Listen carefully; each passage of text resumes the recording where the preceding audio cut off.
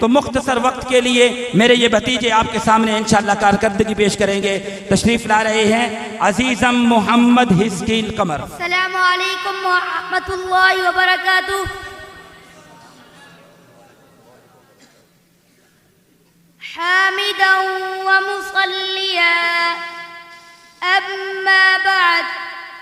آج میں آپ حضرات کے سامنے چھوٹی عمر میں بڑی بات کرنا چاہتا ہوں، یعنی اللہ کے کلام قرآن مجید کی بات. قرآن مجید ہدایت کا ذریعہ ہے، قرآن مجید علم کا مجموعہ ہے، جس کو پڑھ کر دلی سکون ملتا ہے، جس کو یاد کرنے سے اجر عظیم ملتا ہے، جس پر عمل کرنے سے رب کریم راضی ہوتا ہے.